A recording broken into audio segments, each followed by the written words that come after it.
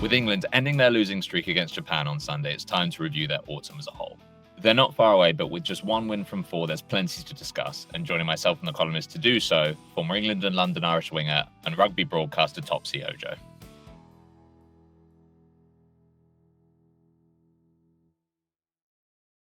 We've had a couple of Southern Hemisphere focused episodes. Go check out Nemani Nadolo last week, who was phenomenally entertaining, and Joe Tamani from the week before. But yeah, it was perhaps the least thrilling of the autumn internationals weekend so far, without any massively close contest, which we kind of forecasted, to be fair. Italy put up a fight against New Zealand. Scotland produced a statement win against Australia. England slightly got back on the horse.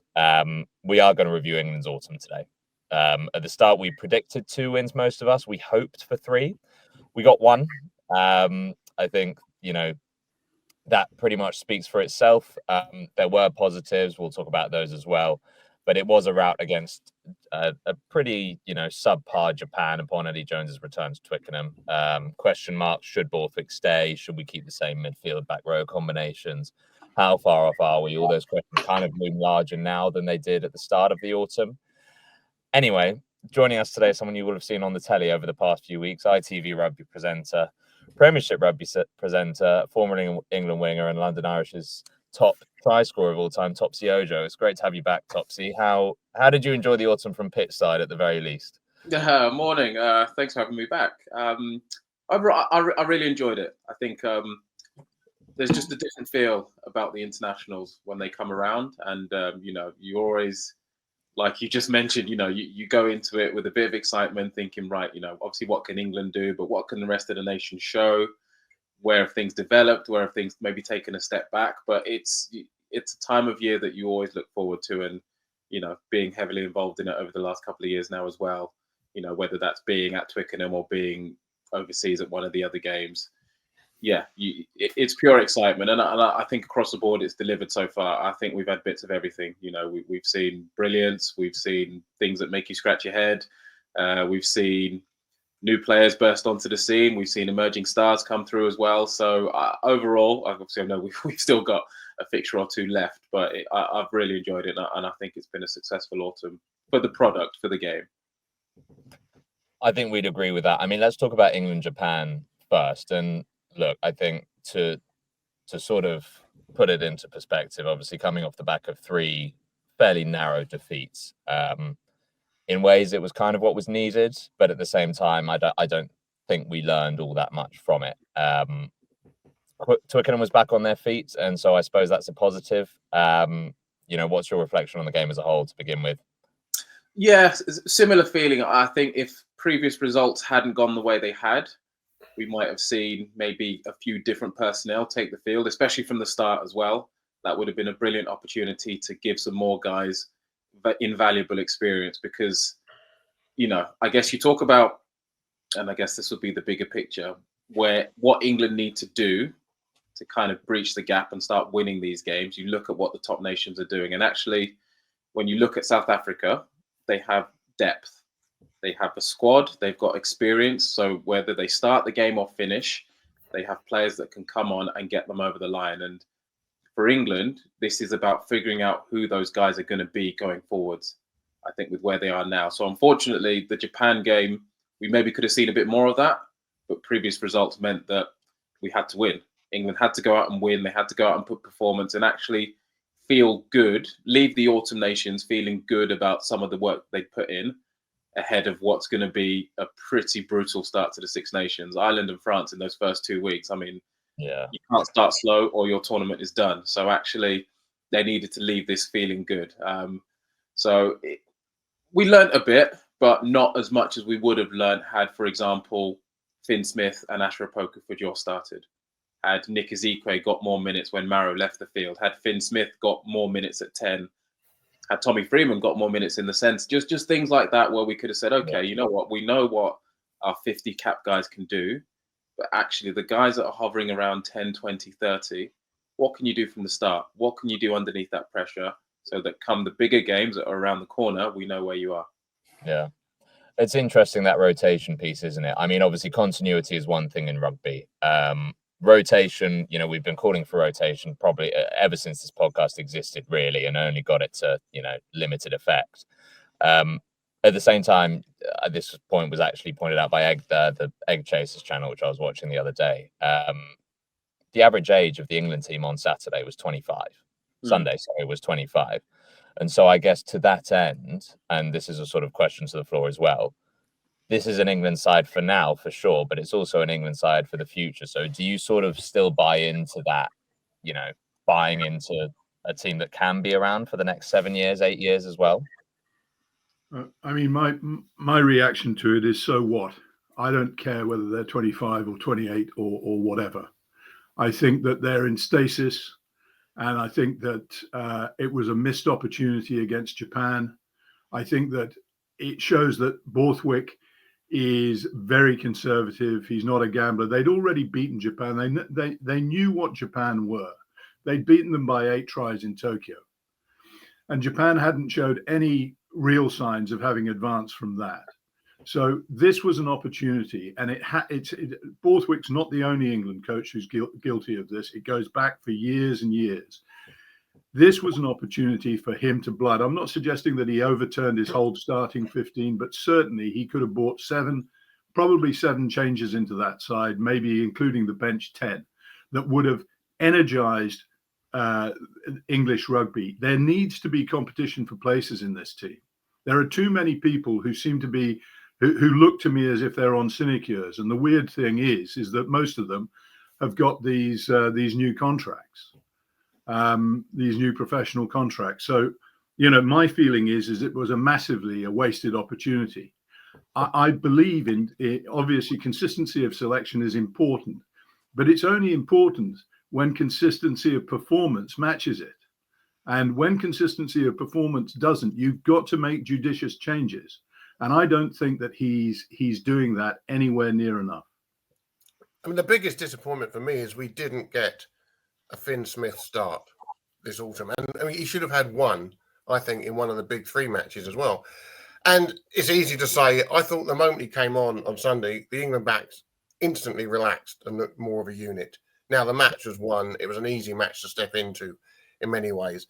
But, I'm a big fan of Marcus Smith, but I have a little bit of a problem with him because he's so much he's almost like a strike runner, try scorer, a bit of everything at fly half. But I think he must be a really difficult player to play with if you're a centre or a wing. And I look at England's centres this autumn and wings and Furbank at fullback.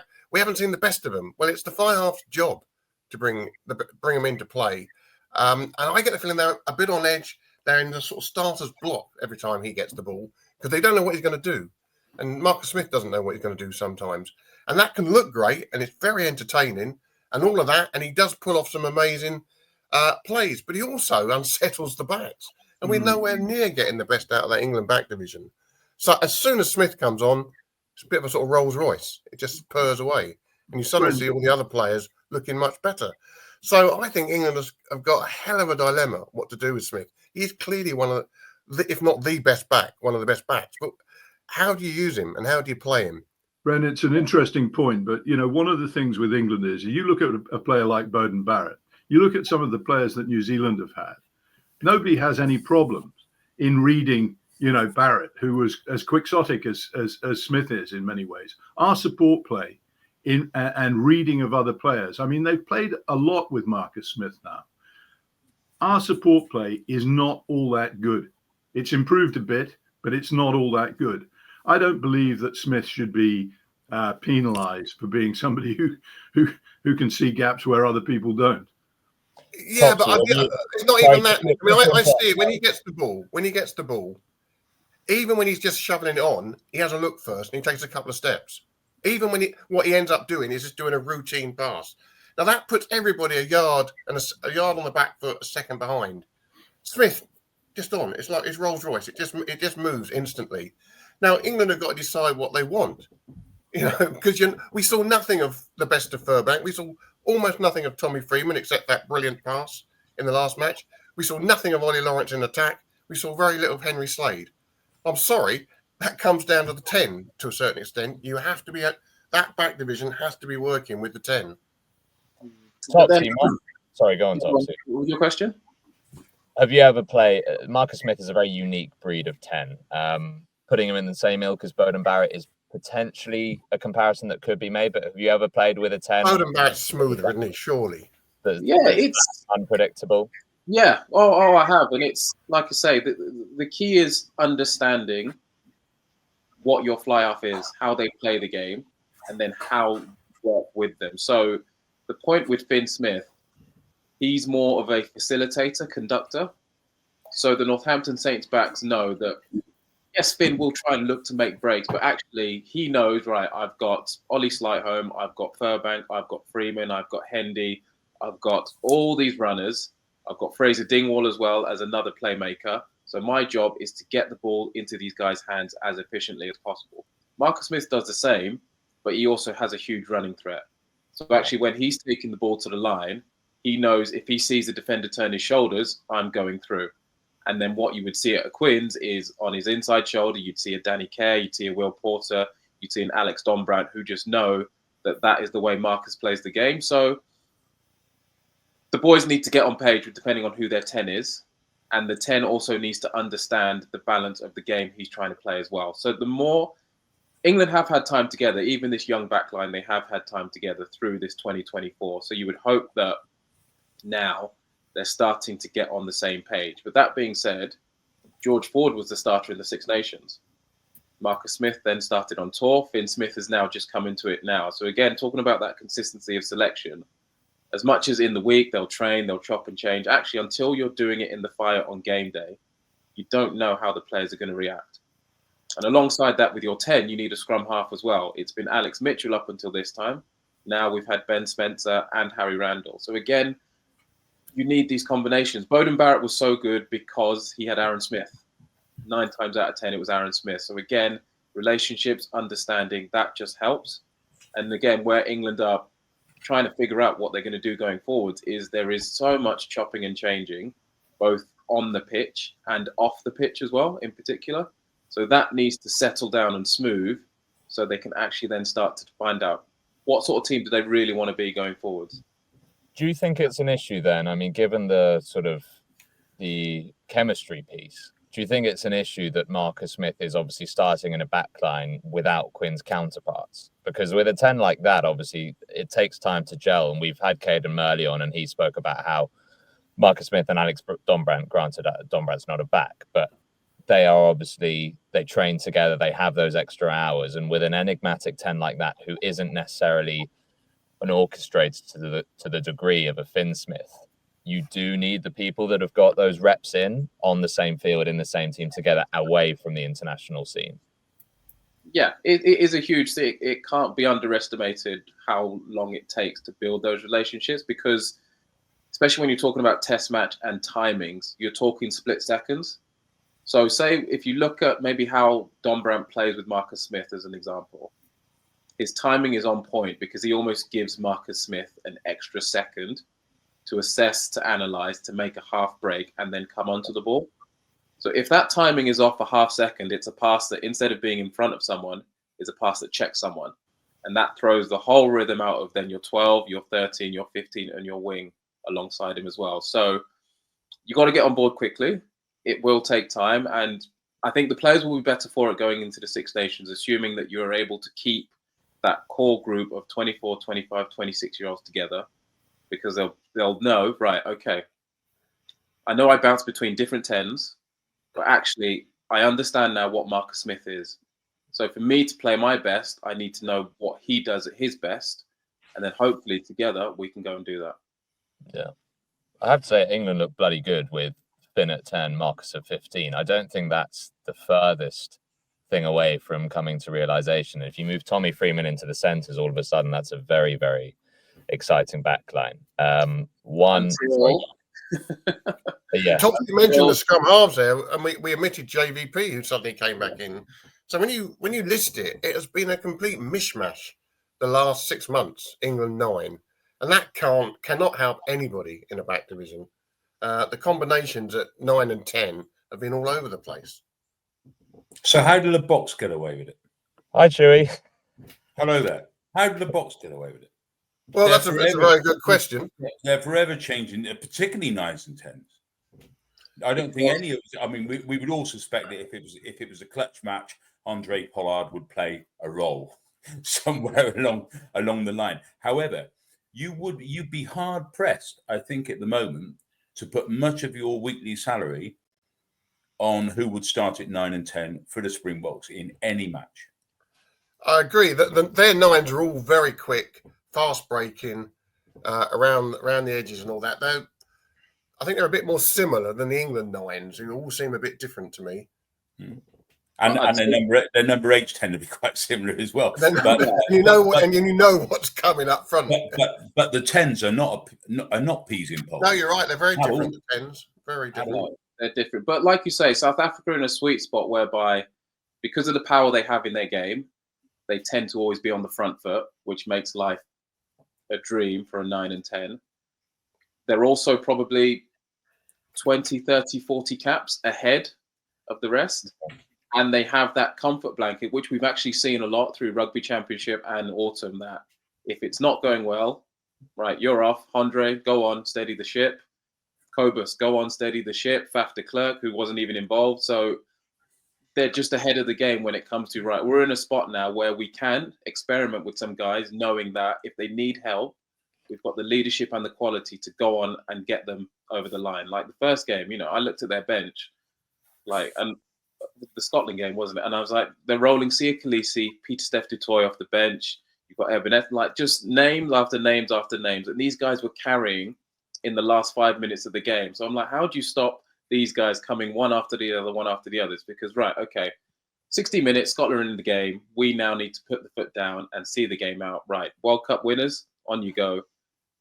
Go and do the job. And that's where they're ahead of the game at the minute with the rest of the nations. Yeah, I mean, they all understand exactly what they're doing. Their game plan is very well embedded. Consider that, their Marcus Smith, their shooting star at fly half, Feinberg Mngomezulu, didn't make the trip because he was injured. He's a fantastic talent coming through and unpredictable in the same way that Marcus Smith is in many ways. So, they're in a great place. And England, 2 years. Remember, we're getting on for 2 years into the World Cup cycle now. England are still basically mucking around. I mean, Borthwick decided, for the World Cup that he was going to play a very conservative game. I still have reads about the reporting, if you like, in the England team and the lack of realism there. They had the easiest World Cup draw that I think England have ever had, and got to the semi-final basically because they didn't really have to play. I mean, after Argentina really sort of blew out in the opening game, England really didn't have anybody to beat until they played South Africa, and they played a South African side in that semi-final that had already played 3 really clutch games. So I just think that there needs to be greater realism about England. Talking about Finn Smith and the way that he got the backline moving, credit to him. Absolutely. I've been an advocate of him. I think he's a terrific young player. But, you were playing against Japan. He got the line moving late in the game under very little pressure. And he did it very well. Point, Nick. He should have had a start in one of the 3. The whole absolutely. Internationals is when you try this stuff, isn't it? He should have played in one of the first 3 matches. Well, or he should have started against Japan. Or started. That would have been the thing that might have made the most sense. Tell me this, Topsy. You were a wing with a particular skill set, and to the uneducated eye, i.e., everyone who doesn't play professional rugby, you had an air of unpredictability about you. When you're playing, and that is the perception of Marcus Smith. Everyone raves on about Marcus Smith. He's not a machine 10. He's an unpredictable 10. He pulls rabbits out of hats. He does this, blah, blah, blah. You know where I'm going with this. When you're one of his teammates, is that a good thing or a bad thing? Because I knew England players who weren't comfortable with Jason Robinson at 15.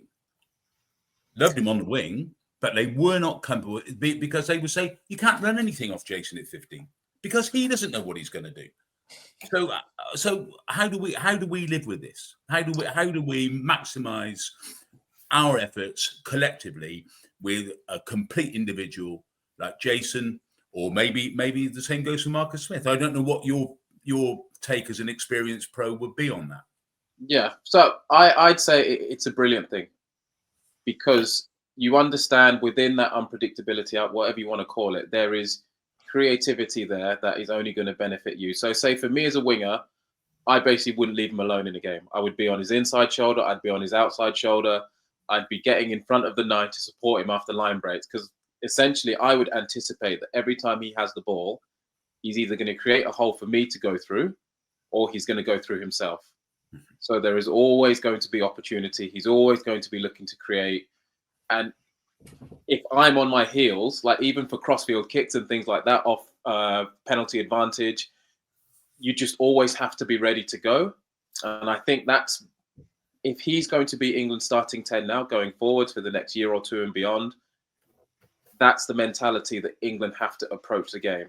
We are always ready to go. It is always on. And we do, as we've seen glimpses of through Six Nations earlier this year, into the summer and into the autumn, we need to be a team that attacks first, that throws the first shot, that if it's on from 70, 80, we go, because that is the mentality that Marcus has. So I think that going forwards, it is something for the team to get on board with. And actually, it will suit the rest of the back line, because if you look at the steps that Northampton Saints, for example, have taken as well over the last year, even with Finn Smith at 10, they'll score tries from anywhere.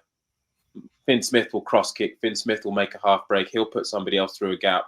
So it's just understanding that although they are different 10s in terms of maybe how they approach the game, the bottom line is these guys want to attack. They want to play. They want to keep the ball in hand. So if they've got the ball, figure out how I get the best advantage out of that, and let's go for it. You know, we're not a conservative team anymore. We're a foot down. Let's go for the opposition from wherever it is. The mind boggles what Chris Ashton would have achieved sitting on the shoulder of Marcus Smith, doesn't it? I mean, he sniffed out a try. He just tracked every major game breaker in any side he played, and he was on their shoulder the entire time. He would have 60 tries, I think, with England by now with Marcus Smith there. Well, that's it. So, I mean, thinking of similar guys. So I played with Ryan Lamb, Shane Geraghty, who again were 10s that just wanted to attack the line. So it literally was like, they're going to attack the line. They're going to show on the inside for me. If the defender steps in for me, they're walking through. If he doesn't, I'm going through. And as a winger, as a backline player, that's a joy. So for the likes of Freeman, Slightholme, Furbank, they're like, brilliant. These are 10s that are going to create opportunities. So it's now, how do we get the best of that? How do we get the centres clicking? The centres is a conversation that's been going on for decades. You know, what is our best centre combination? And how do we get those guys actually to take a bit of pressure off the 10s? Second set of eyes. So even going back to the days of Johnny Wilkinson, Mike Catt, why was Mike Catt so invaluable? Second set of eyes, helping Johnny, seeing the space, getting the rest of the back line moving. So, of course, Johnny got all the headlines, but actually he knew the value of a Mike Catt, of a Mike Tyndall, of a Will Greenwood as that second set of eyes, second ball player, helping, getting everything flowing. So again, that's something that England need to build on the more they play together. I think that's a brilliant point. Because this is far too simplistic an argument, actually, and I'm sure you'll tell me so. But if we leave aside Daniel Carter, who could do everything at a very high level, no World Cup winning side has had a number 10 who approaches the game in a Marcus Smith style. None of them. We've had all your Joel Stranskys, Bush James, God help us, Johnny. Liner was more of a George Ford type game management 10 than he was a Marcus Smith, trip the light fantastic type. No, we had Pollard. Yeah. You look at all those guys. Butch James was a total maverick. Maverick. He was a total plenty of things. However, he was. But you know what I'm saying. No, he's behind you, Stuart. No side has won the World Cup with a Carlos Spencer. Yeah. So what are you saying? So what are you saying, Chris? Are you saying that it can work with Marcus Smith or it can't? Well, I'm just best player of saying, the autumn. I'm just saying that if you, I mean, look, Marcus Smith's always going to catch the eye because of the type of player he is. Carlos Spencer always caught the eye. They're thrilling players, absolutely brilliant. They're box office. I'm not against Marcus Smith in the England side. I'm simply saying that you, and this is going back to Topsy's point about the centres, you have to be really, really cute in the centres you put alongside him. Yeah. Really cute. That's what I was trying to say right at the start. You need footballers alongside him, absolutely. So I was quite encouraged when Slade was picked at 12. I mean, I'm not sure it's worked. Even though he's never played there for his club. No, and Henry may be a bit long in the tooth to sort of change his to change his clothing, to mix a metaphor. But it's but you know what I'm saying. Every World Cup, virtually every World Cup winning side had a football in 12. Virtually everyone. Yeah. Not a match. They didn't have a trucker up. I mean, Dialende is the exception. Everyone else had a football in 12. Well, I mean, Marnono is somewhat of an. I know he was more of a footballer than a. Well, he was more of a footballer. He could do everything as well. Imagine. Yeah.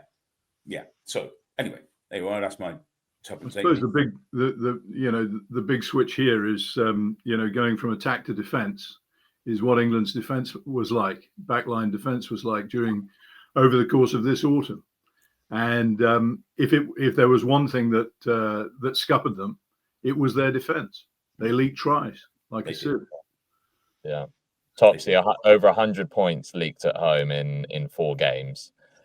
New defence coach obviously plays a part in that, but I feel the blitz defence. I think the narrative is it has its time and place, and it requires a great deal of fitness that Steve Borthwick has admitted his side don't have. My view is, a system where you implemented it in certain parts of the field could potentially be quite productive. But what's yours? Yeah, I mean, across the board, just it wasn't good enough. It was a real Achilles heel of England's, and there's multiple reasons for that. 2 you've just touched on. Coaching is probably the first one, in terms of, again, talking about where England are. Why did the world's best defence coach, maybe alongside Sean Edwards, but currently on form, why did he walk out the door? We don't know the reason for that, but what we do know is in the short time that he was with England, he made a massive difference to them. And it's not just about the system and the technical detail, there's also the energy that goes with it as well. So all of a sudden you've got a new defence coach coming in who, as I understand it, that's not really his MO in terms of how he likes to defend, but you don't have enough time to change it. You're only with the players 2 weeks, maybe 5-6 sessions, if that. So they probably had to stick with what they were doing for now, and he has to try and coach them through it. But again, as you said, Ollie, blitz defense is about time and place. It's about, again, all the bits and details. So having the right alignment, having the right line speed, but also understanding when you can and can't do it. And for England, the timing was just off way too much. It was blitz come hell or high water. And actually, for other teams, when you know England are getting it wrong, it's actually easy to play against because, we'll just use your line speed against you. We'll wait till you're misaligned where one's coming and one isn't, and we'll just pick you off. And that's, again, something England will need to figure out going forward. Are we sticking with the blitz? Or actually, is Joel Ab going to now come in and start to put his stamp on the team? When you do it well, it's brilliant. But again, talking about personnel and actually individuals taking responsibility for it, Henry Slade probably made few too many defensive mistakes that he would like, given an experienced campaigner. Your bailout for a blitz defense, especially in those wider positions, are your wingers. Because if your timing is off, hopefully your winger is either right next to you or just in front of you to help you get out of trouble. But again, if you look at the guys he had, Ollie Slightholme, few caps, Faye Waboso, few caps. Freeman's not got that many caps. And they're now doing a different system to what those guys would do at their clubs. So again, they're trying to learn this new system and they're making a lot of mistakes while trying to learn it. But unfortunately, you're at Twickenham in test matches and it's costing points. And the people they're watching are like, well, we don't care if you're young and you're learning. Stop doing it because you keep making mistakes. But that is the road that they're on. I can say it because I've been there. But actually, when you crack it, back to the initial point, you know when to do it you know, when actually, you know what, that ruck was too quick, back off, taken to a touchline, then we'll do it. Slow ball, we're definitely doing it there. Go and get your rewards when they're there, as opposed to chasing it every single ruck. Because again, if you're the opposition, you know, like, right, 2-3 quick phases, they'll run out of numbers, they'll blitz, we'll just pick them off and we'll go and score. I think, was it the what was the try that got pulled back? The South Africa try. Who scored? Kurtley Aronsah in the corner. Oh yeah, Forward pass. Remembered. Yeah. Perfect example. Quick ball carry. England can't get back quick enough. They try and blitz again. I mean, the ball was gone before they were even near it.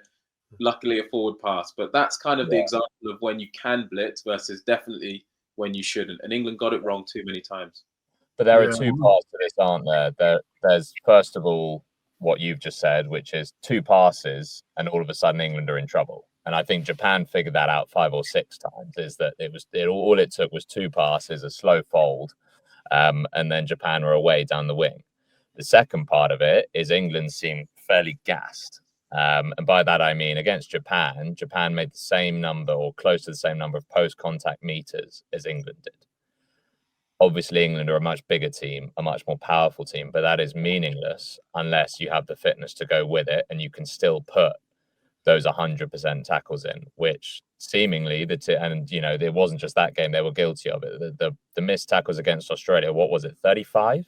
35, yeah. Like that. And we saw it against South Africa, the missed tackle on Dialende from Ben Earl. Ben Earl is obviously a phenomenal defender, but if these players are being stretched fitness-wise, all the power and the strength work they do in the gym is meaningless, because they're you know, a 50% tackle isn't going to cut it. How would you have seen 35 missed tackles, Topsy, in any team you played in?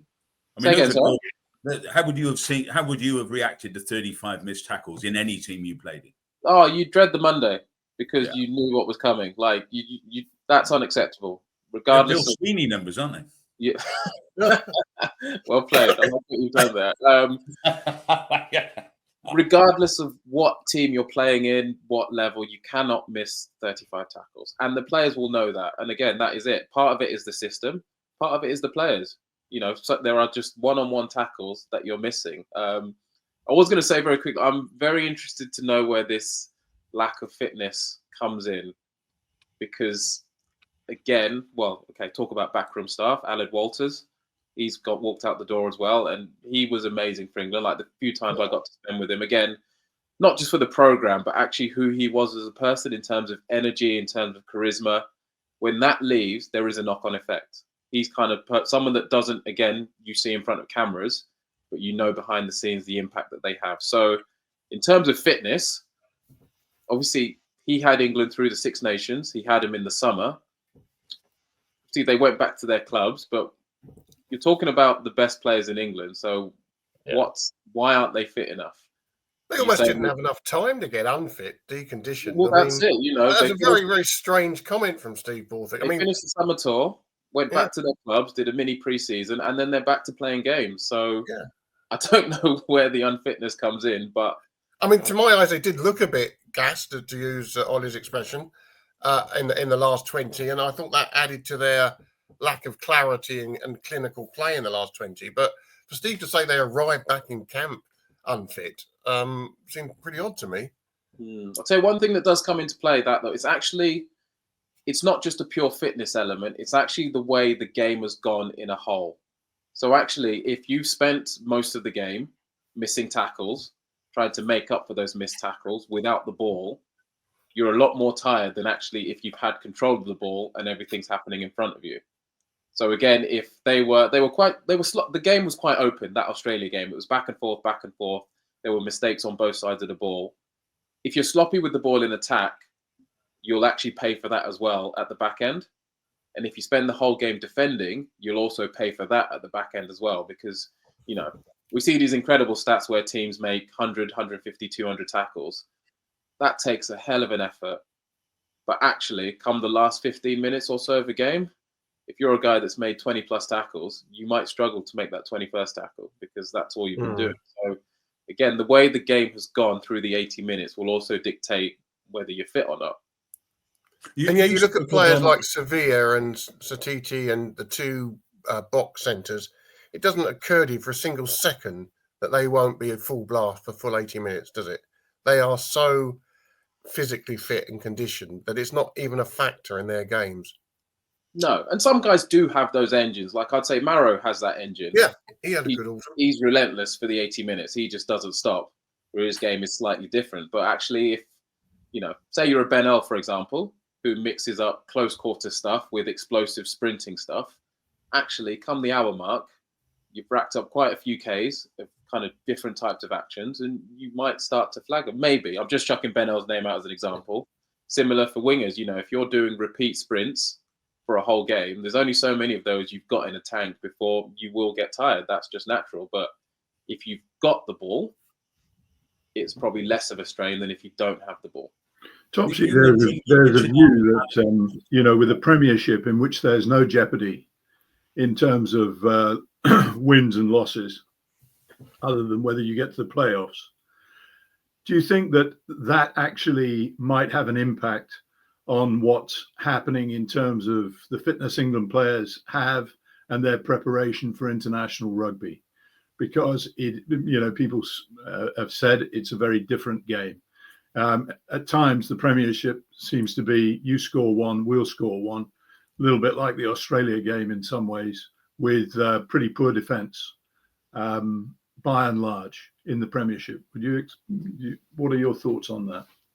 Yeah, I understand what you mean. I think, the Premiership has become a different league in terms of, obviously, I think through COVID and when relegation was effectively taken off the table, it became more attack orientated, which as a product for us watching was brilliant. You're like, look at all these tries, but actually defense did go on the slide a bit. And actually, whereas where the league has got more competitive and you don't have, Saracens running away for it for a period, Exeter in charge and so on and so forth, there is a genuine belief now that every team, maybe by Newcastle just for now, can beat each other, which again, as a product is huge, but has it had a knock-on effect? Possibly, because then you look at, I think we see so much of the Premiership that maybe we don't keep as close an eye on what the other leagues are doing and how they're developing and how they're tracking. And then obviously we wonder, well, hang on, the Premiership is so good, why aren't England dominating? But it's test match rugby. We don't have a right to beat the other nations. In fact, our record against the other nations, particularly the top four, isn't that good. So it is actually just figuring out in those high pressure moments, what does it take to get over the line? And that's, I guess, with where the league is now, that's something that you can only really, truly figure out at international level. You get some of the big games. So take the Premiership final, for example. I mean, that was a close fought game, despite Bath being down to 14. That's maybe where the pressure is at a different kind of level. But with the way the league has changed now, with the gaps in it, with shorter games, there's almost a tiny bit less pressure across the stretch. You can have a really good run and make the playoffs. You can have a really good run at the end and make the Champions Cup by finishing in the top 8. So there's a bit of different pressure there. Yeah, I mean, it's a very different league to the league that got England to a world title in 2003. There's no question about that in my mind, remembering what that league was like then and watching it now. Topsy, I wanted to ask you about a slight point of concern for me, and this is one that I don't think has been talked about enough, given the concerns about player welfare. Tom Curry played 80 minutes on Sunday, 2 weeks after his second concussion in as many months, where, to anyone's eye, it looked like he was out cold. He's obviously had his injury problems.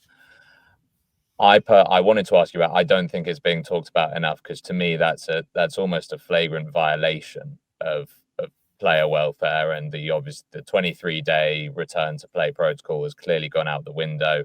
I don't know where that decision was made. I don't know why Tom Curry's playing the full 80, let alone playing at all. And I wondered what your take on it was, whether you maybe know something we don't as well on how decisions like that are actually made, because from the outside it seems senseless. Yeah, I'm with you. And I don't know, weirdly, maybe it was just my phone and my Twitter algorithm, but I probably saw more talk of that than I actually saw the rest of the selection and the rest of the points going into the game. By what I saw, it was fairly unanimous that he shouldn't be playing. And to our earlier conversation around, if England had been in a different position this autumn, they would have taken the opportunity to rotate the team. But that aside, Tom shouldn't have been playing. And I know they would have gone to medical experts. They would have spoken to all the professionals they needed. But it's kind of almost a common sense decision in terms of, does England need Tom Curry to play this game? No.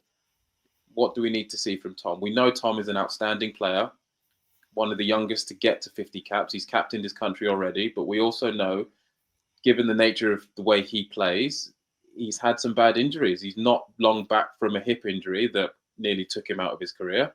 Yeah. He's had multiple head knocks recently. So actually, what do I need to see from Tom in this international? Nothing. You know what? Go and rest. Go back to your club. I'll see you in the Six Nations. Take the chance to recover. Again, you've only got one brain, so we don't need to treat it any differently than we do to a normal injury. Look after yourself. And again, I know, yes, they would have spoken to all the experts, but this felt like more of a common sense decision. I know you've been cleared. I know you're desperate to play. Everybody wants to be out there for England. Of course, it's an honour. But on this occasion, you're not playing. I don't need you. I can put your brother in, who does what you do. I can put Chandler back in. I can put Ted Hill in. I've got back rowers. Tom, thank you. Yeah. That's how I would have approached it. I mean, you articulate it so brilliantly there. You just ask, so why didn't England do that? I mean, I suppose that's the next question, because what you say is 100% correct in every way. There are also lots of disconnects around this. In boxing, you get knocked out in the way that he was knocked out in the Australia game. You have a mandatory month without being able to fight or play, or I think even sort of seriously spar. So, I mean, it makes no sense. It needs to be joined up across the script. And rugby doing one thing while other people are doing other things doesn't make any sense. On this. Apart from anything else on this, I mean, Topsy, as you say, is articulated absolutely perfectly. And you've been far closer to this than any of us guys. We look at it from the outside. But actually, the effect on people looking at it from the outside is really important. Apart from anything else, it's totally tin-eared. Yeah. In terms of public perception to pick a blow under those circumstances. Really scarily stupid, actually. Yeah. That is the biggest point, isn't it? Rugby's fighting against concussion, against lawsuits, CTE, and all this. So, and it's actually doing a lot to kind of change the game in terms of the tackle height and everything to make it a safer sport. Talked a lot about player welfare. You've then got, obviously, the people in the stadium, the millions watching at home, seeing Tom, and actually the concern from the other players as well, knowing that he was out cold. Yeah. And then 2 weeks later, he's back out there. And it's like, right, this is a sport that preaches about player welfare and safety and looking after the longevity of its players.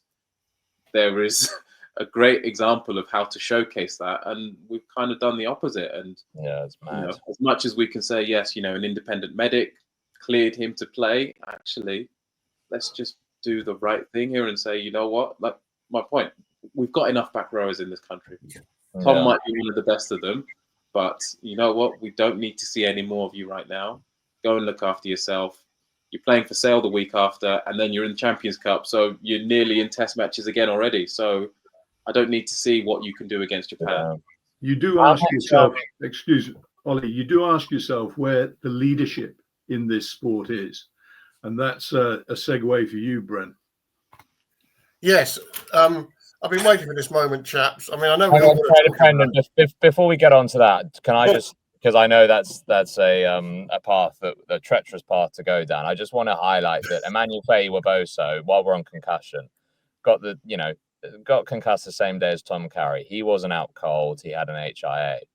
I'm just wondering how much player agency there is in this. Emmanuel Faye-Waboso, not to place him on an intellectual pedestal above Tom Curry, but he's doing he's 21, he's 20. He's doing a medical degree. He obviously is very aware of the effects of concussion, scientifically, as well as obviously his own symptoms.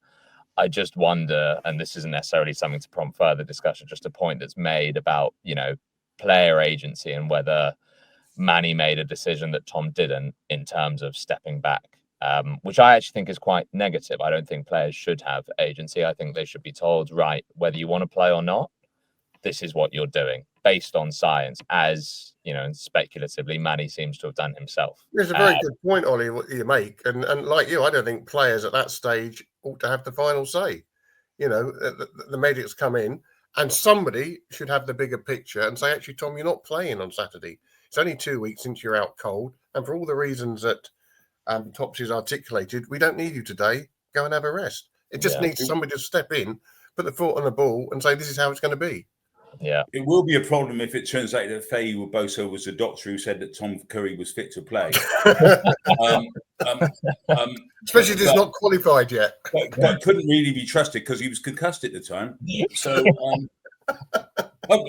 just a point. Average point, well made, I think. Yeah, it was pretty average. I agree with you. Right, Brendan, go on. Well, yeah, it was talking to the leadership, wasn't it? This is how we got onto it.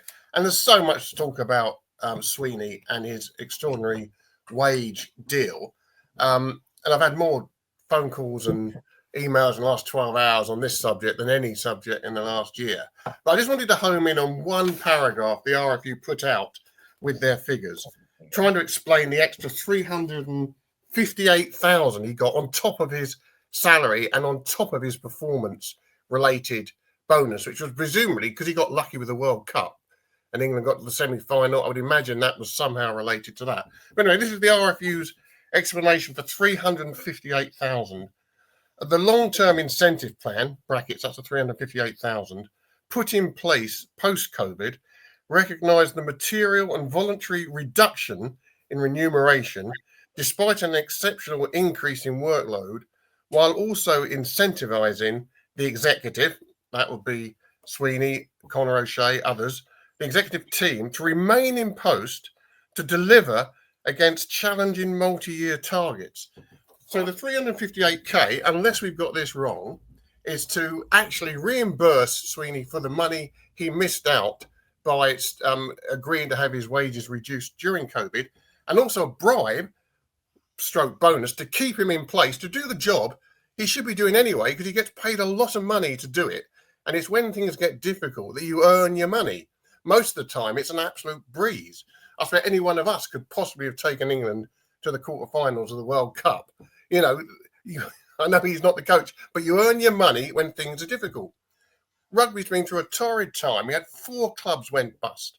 Almost every player in the Premiership took a wage reduction. They haven't had it reimbursed subsequently. They haven't been given this bizarre payment to incentivise them to stay. So what is he doing? Where is the leadership from Sweeney?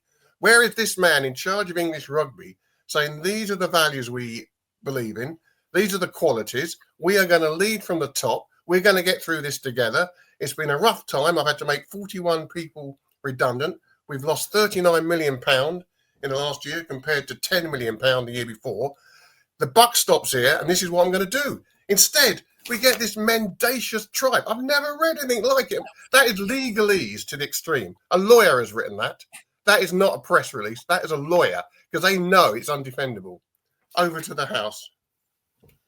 Well, it's the loss that the RFU's making is the biggest loss that any national sporting governing body has made over time.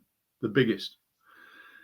The increase that Bill Sweeney's been given is greater than the money, the funding that the RFU gives to the championship clubs, 12 clubs. Yeah. I mean, it is a scandal. There's no other way of putting it. The leadership has been lacking totally on so many issues. Take the tackle height, there are so many issues. You know, when Bill Sweeney was in front of the DCMS, he was told that it appeared he'd been asleep on the job. Well, how can you square that with what has happened? And this has been voted through by the RFU board. I mean, for me, the whole lot need to go. Topsy, you can see why I wanted to make my last point before we went down. No, absolutely. It's a tough one, isn't it? Like, and I think sometimes the RF they don't help themselves because, and obviously Brendan touched on it, announcing that obviously Bill's being given back this money not long after you've announced that we've had to make 40 odd redundancies. So it's like, you know, right, we can afford this, but we can't afford that. Where do our priorities lie? And it's one message here, a different message there. And that's when, you know, the public reading the reports today will go, well, hang on. We've lost, was it 37.9 million? We've had to make 40 odd people redundant as a means to kind of plug the gaps.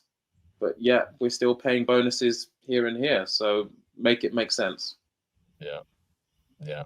Touch on it. He wrestled it to the floor. He was, I mean, if the RFU have been, I mean, look, if rugby was tin-eared about Tom Curry, what does it make this? It's the most extraordinary thing. And I mean, look, as the Democratic Socialist on the panel, what do you expect me to say? I think you're taking it very calmly, Chewy. I thought you were going to be up on the ceiling with me. It stinks to high heaven. I expect nothing less. That's capitalism. It's the age of shamelessness. This is what it is. This is what it is. If you really want me to bang on for half an hour about the excesses of the executive class, I'm more than happy to do so. But you won't want me to do that. So what do you expect me to say? It stinks to high heaven. The whole thing is an embarrassment. I think that half an hour is maybe a different brand of podcast. No, I'm other business opportunities. I'm done. I can hear my father spinning in his grave.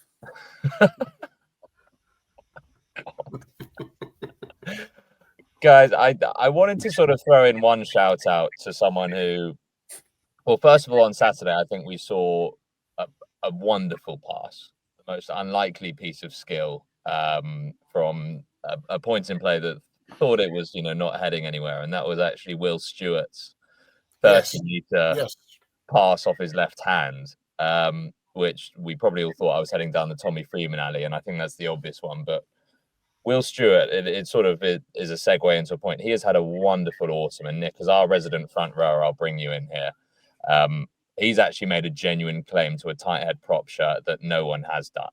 I don't agree. I don't agree at all. I think that's a total misreading of England. Why do I bother? Yeah, I wonder why you bother. You said right. I really do. Nice, Charlie. It gets things going. Let's put it that way. Listen, there is no way. I think he threw it off his right hand anyway. But if he did throw it off his left, it was. No, I think you're right. I think you're right about that. I think you're wrong about the rest. Okay, so off his right hand, fine. But scrummaging wise, England's scrum is still a holding operation.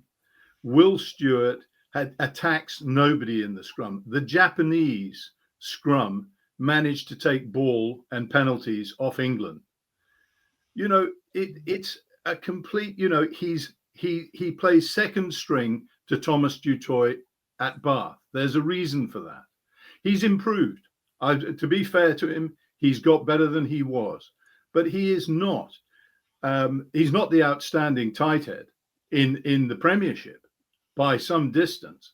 And I would say that Afo Fasogbon, who has played outstandingly for Gloucester throughout this season, he's only 20, but his shape in the scrum, his aggression in the scrum, the way he cleans at the rucks, he's like a combine harvester cleaning people off. He is a tremendous talent. He's already shown it at under 20 level.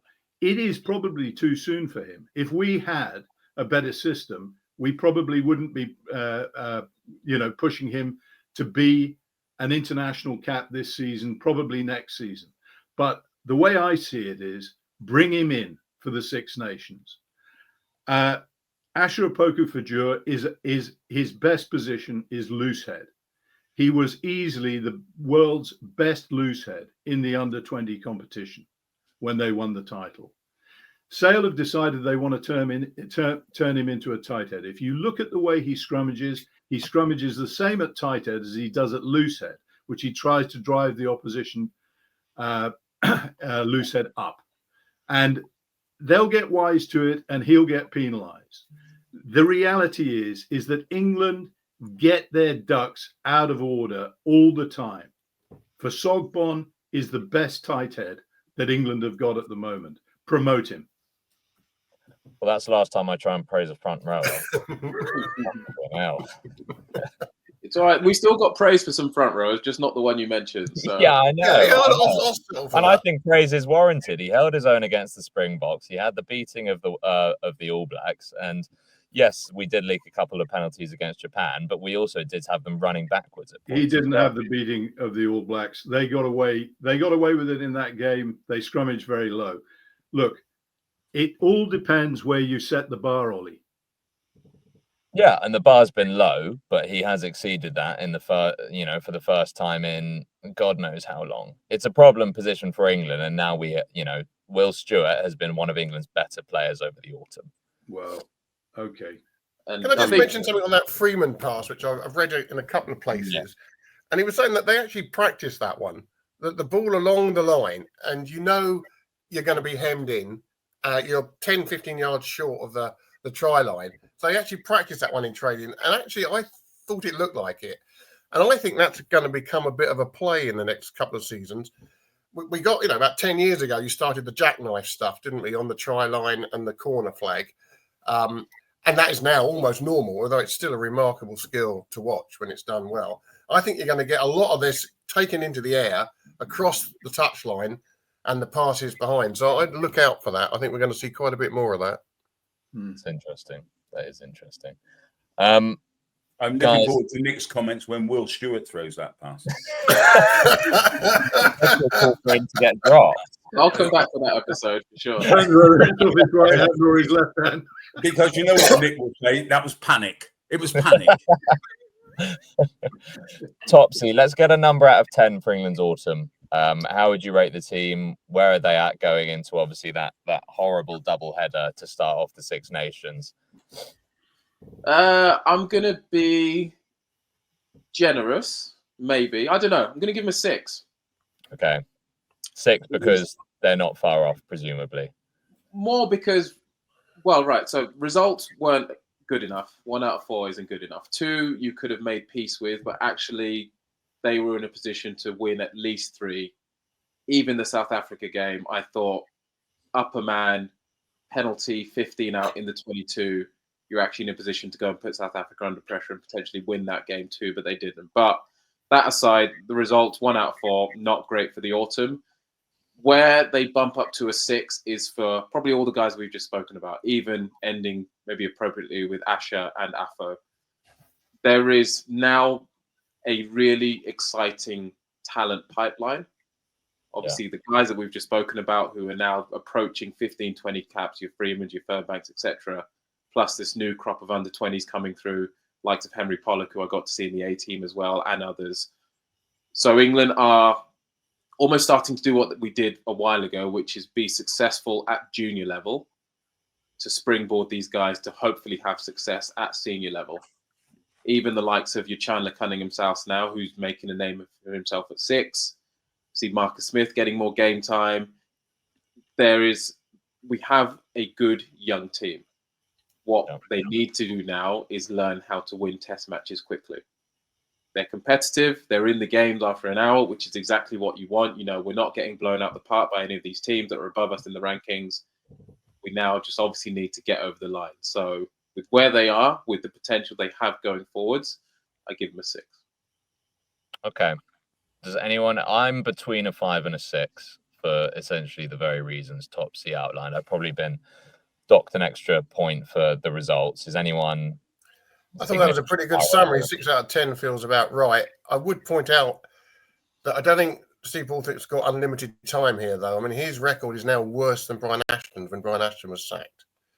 So we're getting into dangerous territory. And given that start that England have in the Six Nations, this is going to be one of the tensest, most important Six Nations in a long while for England. So, they better come up with some game plans. They better have the mindset right come that first weekend in February, because it's going to get brutal if they start losing badly. They've got to win one of those two games. They've got to win one of those matches, yeah. Yeah. I'd give them a 4. And I think that one of the reasons that I'd do it is it'd be 3 if it wasn't for Will Stewart. I'd give him a 3. But one of the reasons that I give Stewart a 5. But one of the reasons that I would give England a 4 is because I think that they are not very well prepared, and I think that they're poorly selected. I think that the selection really needs, the people who are being picked, who are regularly underperforming at the moment, is a problem for England. Ellis Genge would be one, but he's not alone. Henry Slade in this. There are lots of players who just have not performed over the course of the autumn, and it's needed a shake-up probably since Jones went, and for various reasons, Borthwick chose to go a different path. So I'd like to see seems to me to be a sort of in a group of players, a cabal of players that Borthwick goes to consistently, and he needs to look at the form of some of them. Chewy, where are you landing? We're sort of settling on a 5 here between all of us. I buy Topsy's argument about a 6, just purely on results. I mean, the Australia thing was a bit of a freak in the end, to be honest. I mean, they shouldn't have lost that game. The All Blacks game, they lost it to death. Okay, they lost these games, but as Topsy said, we're far from getting blown out of the water by these teams. So, so I'm all right with that, and I'm also with Nick in the sense that the sort of the broader mechanics of what's going on worry me. The inconsistency and the fluidity of the coaching setup, it doesn't seem to be really that settled. I don't see any signs that there's complete clarity in selection about what's going forward. Not like the game tomorrow, because all sorts of things come in on that. Your injuries and a bit of form and a little bit of experimentation, what have you. You can make changes for any game, but I just don't see any short to medium term clarity about what the best side is. And I think the back row still needs work doing on it. I think the front row certainly needs work doing on it. I don't think the midfield is settled at all. We've got some great options back three, and that may be in the end the easiest thing to actually nail down. But the rest of it is still quite fluid. And if you look at the All Blacks, everyone was saying, well, they're black, and Sam Kane's just packed it in. Everyone was saying, well, they're all over the place in the back row. You don't know what their best back row is. Suddenly, Wallace Atiti turns up, and you got him and Surveyor, and you sort of think, well, they're all right, Jack, because that's pretty impressive stuff. England aren't really there. I mean, I think Ted Hill's a wonderful player. I don't know what the plan is for Ted Hill. Yeah, and it's difficult to imagine people playing much better than him at the moment. So I do think the lack of clarity around selection, and in the end, I know it's a 23-man game and all that kind of thing, but when push comes to shove, you need to be really clear about where your best 15 is. And you need to stop messing around with it. You need to produce or get off the pot in selection. And we're not close to doing that. It's going to be a nervous, scratchy start, squeaky start to the Six Nations. Certainly that week before, I'm going to be very, very nervous. I couldn't get that starting lineup at the moment. I wouldn't have the faintest idea. I really wouldn't have a clear idea of who runs onto the pitch for England at the start of the Six Nations. I don't know. Well, Is Ben Spencer still part of the scrum half debate? What happened there? Leading in both matches on the hour when he goes off, and then suddenly not in the picture. So what is the plan at number 9? Yeah, I felt for Ben. Like, he's waited an age for a real run in the team, and then you're like, almost, what did I do? What did I do? Yeah, guiding them to narrow victory. And in the minutes he had, he was England's best 9. Yeah. He's not even on the bus now. Yeah, very strange. Topsy, you straight back to the day job now? I am. I'm going to go and coach my under-16s at school. Nice. And then I'm actually refereeing an under-15s game later on. So, which school is that, Topsy? Give him a mention. St. John's School in Leatherhead. Oh, St. John's. Yeah, fantastic. Good. Yeah. Oh, God, they gave us a pasting a few times at school. Oh, dear. Yeah. You're Are you the first team head coach as well? I coach all the year groups, so I'll see Okay. each year group twice a week. Yeah. I'll get them ready for the weekends. Oh, fantastic. And then back to the Premiership for the next few weeks. And Weekend of Premiership and then Champions Cup. So looking forward to that. Well, we look forward to watching all about it. But yeah, Topsy, great to have you. Really compelling discussion around England, I think. And yeah, let's stay in touch, and I'm sure I'll talk to you soon. Yeah, sounds good. We'll do it again at the end of the Six Nations. See where we are then. That'll be a good one. We'll talk about Wales. I think we know where Nick will be. Thanks for listening to this week's edition of the Rugby Paper podcast. And don't forget to subscribe on whichever podcast platform you use and recommend the show to your friends. The Rugby Paper is available to buy every Sunday, and to make sure you don't miss it, subscribe through our print, digital and online options at therugbypaper.co.uk/subscriptions. That's therugbypaper.co.uk/subscriptions to get all our content for as little as 14p per day.